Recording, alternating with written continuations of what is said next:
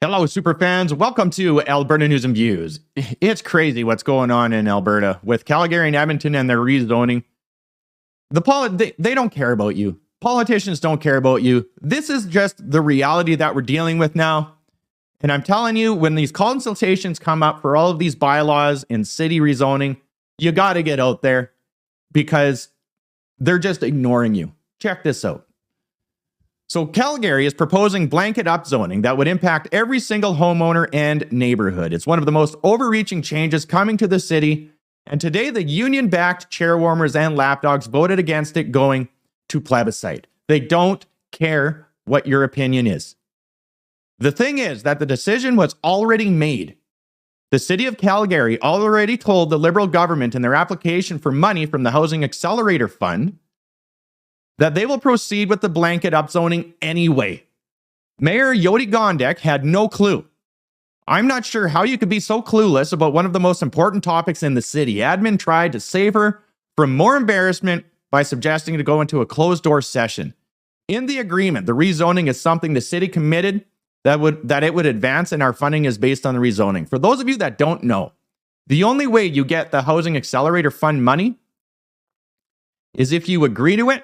And what it does is it essentially pays for municipalities to change all of the bylaws, and it gives developers money for expensive rentals. You will never own these things. You just have to look in BC. There's a huge controversy going on in British Columbia right now, where rich developers are getting Housing Accelerator Fund money to build affordable housing, and everyone knows it won't be affordable. I talked about this yesterday. Christia Freeland was bragging about it. And these things are anywhere from $1,800 without a bathroom all the way up to $3,800. It is not affordable. It's a scam. It's just like everything else. So what they did, Jyoti Gondek didn't care what you thought. She just told Justin Trudeau, give me the money. We're going to ram this thing through anyway. And now there is still consultations that need to be done. So do you think it's going to matter? It's unreal. Check this out. My understanding, and I would love some clarity on this, the application that we submitted to secure the Housing Accelerator Fund money was predicated on certain things that we said we would deliver. And the federal government liked it, and they funded us. That deal is inked, is it not? It is. Okay. So are we hinging on not getting an approval that we've already got based on this decision? I will look to Ms. Wobser at all times when I provide this answer. In terms of the status of the Housing Accelerator Fund, one of the actions that the city committed to was the citywide rezoning.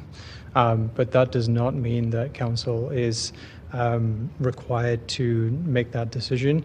The agreement does not fetter council's discretion to make a decision as it so chooses. And if the rezoning did not pass, we would deal with that with CMHC if and when that time arrived. So I think we need a little bit of clarification on this, because my understanding is that our application included an intention of moving forward with this type of an application potentially. But the other indication in there is that we would advocate for more applications coming through on districts like this. So maybe I'm not understanding it correctly, but I don't think we made a firm commitment in the application that we submitted that we would absolutely do this type of rezoning.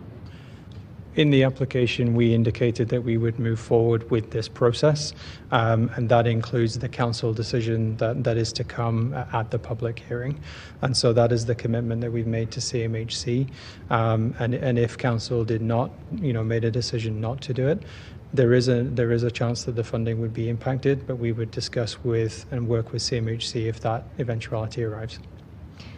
I'm not sure I'm interpreting it the same way. So I would look to legal, because I don't believe that we made a promise that said we would advance this type of rezoning to get that funding.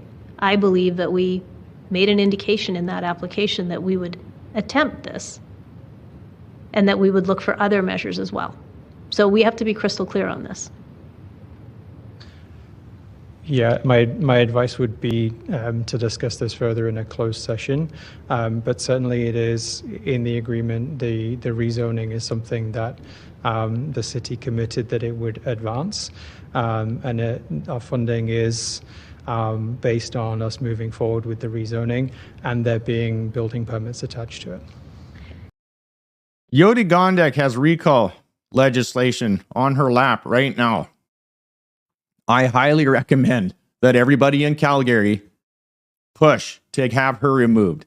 She is destroying that city and she's incompetent, and everybody in that council they all have an agenda. That's what it is. Edmonton is no better. So Edmonton City Council passes massive zoning overhaul after days of public hearings. Now, there's just one part in here I want to show you. So a major revamp of Edmonton's zoning rules that will shape the city for decades has been approved by City Council. Council has passed the new zoning bylaw 11-2 on Monday, with councillors Jennifer Rice and Karen Principe, whatever, voting against it. So the decision follows nearly 300 Edmontonians sharing their views at a public hearing last week, with just slightly more than half. The majority were speaking out against the bylaw, and they don't care. They don't care. They didn't put a halt to it. They didn't say, whoa, whoa, whoa, we need to stop this. The majority of Edmontonians don't want it. Instead, they said, no, we're still going ahead with it anyway, but we still have consultations in spring. Edmonton, like Calgary, got the money already. So if all of you are serious about stopping all of these bylaws, this new bylaw rezoning in rural and in urban areas, you got to get out and you got to really, really get vocal. You got to start emailing and get on it. We did it in the Peace Country. It works. They're doing it all over Canada. I'm telling you, it works. Jyoti Gondek, I'm sure the only reason she actually cares right now and is acting like she cares is because there is recall legislation and it is growing. It is making headlines because everybody wants her gone. And the big question, and I'll leave this with you, is why isn't she resigning? Why isn't Justin Trudeau resigning? Why aren't these politicians resigning? They don't care. Their purpose, they think in life, is to tear this system down because they think that it is the problem with everything in Alberta and in Canada and in the West. It's a mind virus that they have. It's crazy. Follow me on Substack and Spotify. All of you out there, like, share, and take care.